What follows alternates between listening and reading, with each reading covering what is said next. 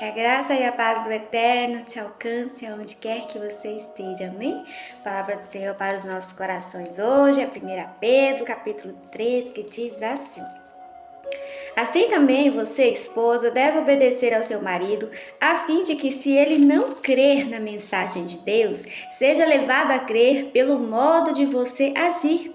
Não será preciso dizer nada, porque ele verá como a conduta de você é honesta e respeitosa. Amém? Você precisa ser o canal de Deus na vida do teu marido. Ele tem que olhar para você e desejar seguir e conhecer esse Deus que você segue. Ele tem que ter desejo por Deus ao ver a preciosidade que é a esposa dele. O quanto ela ama e o quanto ela é preciosa por seguir Deus, né?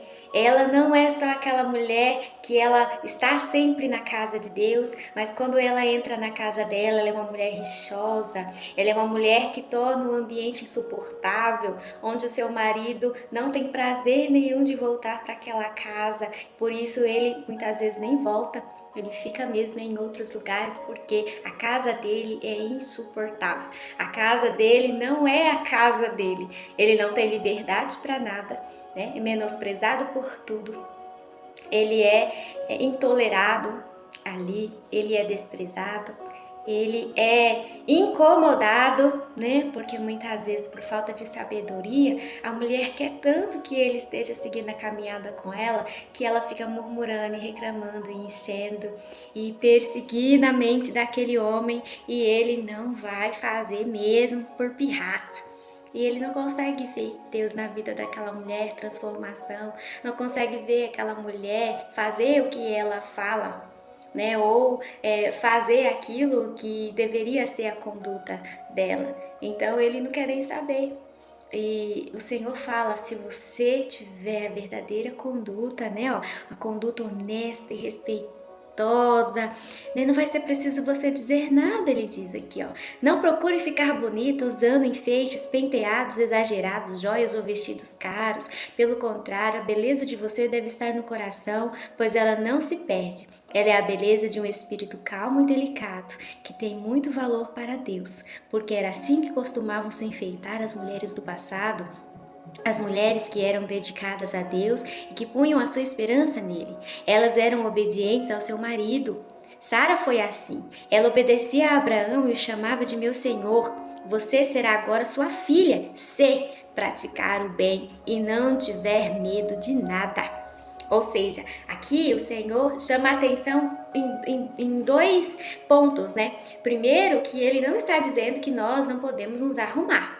Não é sobre isso, mas ele está dizendo que não adianta nós estarmos lindas por fora e por dentro nós sermos mulheres rixosas, maldizentes, né, que perturba o seu marido como uma goteira que fica pincando sem parar, né? Que nós devemos ser mulheres calmas, brandas, doces, amáveis, né, delicadas, como verdadeiras princesas do Senhor, amém? Mas nós devemos ser assim por dentro e também lindas por fora, né? Pois nós devemos sim nos arrumar e estar sempre belas para o nosso marido, não para os outros homens, mas para os nossos maridos, né? Quem lê o livro de Cântico dos Cânticos entende isso. Agora, quem não lê a Bíblia, aí acha mesmo que a mulher tem que andar toda de qualquer jeito. Não é isso que o Senhor está falando. Aqui ele está dizendo, não adianta você andar bela por fora, com aparência de mulher linda e virtuosa, mas dentro de casa você ser um pesadelo. Dentro de casa você não respeitar o seu marido. Não adianta nada lá fora todos acharem que você é uma mulher preciosa, virtuosa, quando dentro de casa você maltrata o seu marido, né? Você não é submissa a ele, você trata ele como se ele fosse um nada, como se ele tivesse que ficar debaixo dos teus pés, como se você fosse o homem e ele fosse a mulher. Amém? Muito cuidado com isso.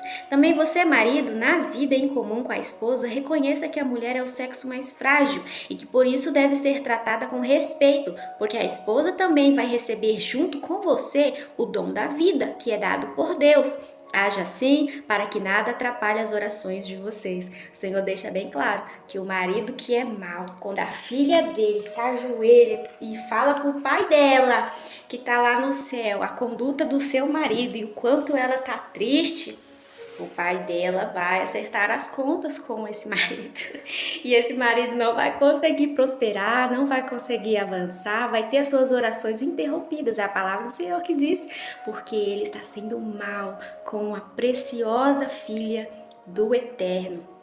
Amém? E nos dias de hoje nós vemos que a família está toda bagunçada, todos os princípios estão bagunçados. Quero compartilhar com vocês um pouco da palavra que nos orienta como devemos ser como família, né? Em Salmo 127, 3 diz: os filhos são herança do Senhor, uma recompensa que Ele dá. Como flechas nas mãos do guerreiro são os filhos nascidos na juventude. Como é feliz o homem que tem sua aljava cheia deles. Né? E em Gênesis 1:28, Deus os abençoou e lhes disse: sejam férteis e multipliquem a terra. Hoje, quem que quer ter um monte de filho? Ou quem quer ter pelo menos um filho? Ah, porque não é o momento, porque não tenho dinheiro, porque dá trabalho, porque isso, porque aquilo, inventa um monte de desculpa, se entope de remédio, né? Realiza todos e qualquer sonho antes de serem pais, sendo que o Senhor diz, né? Eles são herança do Senhor.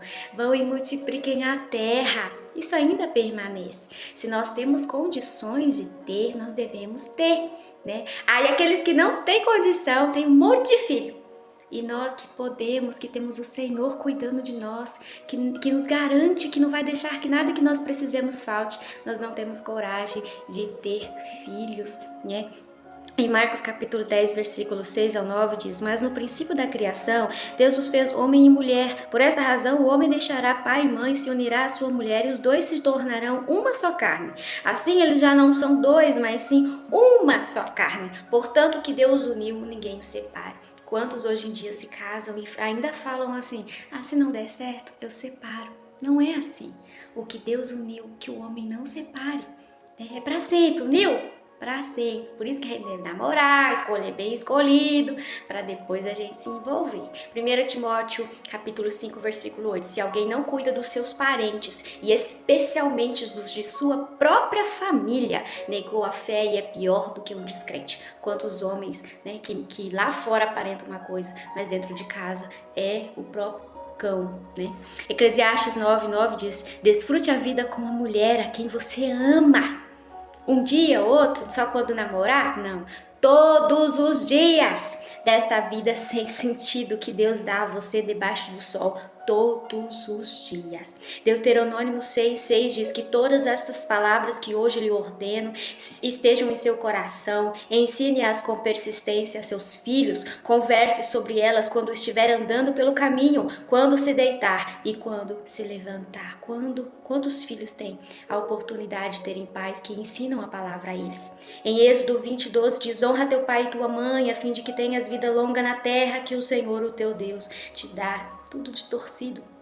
Efésios 6:4, pais não irritem seus filhos, antes criem segundo a instrução e o conselho do Senhor. Querem filhos lindos e maravilhosos, mas não querem ter nenhuma preocupação, nenhuma dedicação na criação dessas crianças. Em 1 Coríntios 13:14, o amor é paciente, o amor é bondoso, não inveja, não se orgulha, não maltrata, não procura seus interesses, não se ira facilmente, não guarda rancor, o amor não se alegra com a justiça, mas se alegra com a verdade. Tudo sofre, tudo crê, tudo espera, tudo suporta, como o amor do nosso Senhor Jesus Cristo. Amém? Que você receba essa mensagem no seu coração, em nome de Jesus, o Eterno te ama.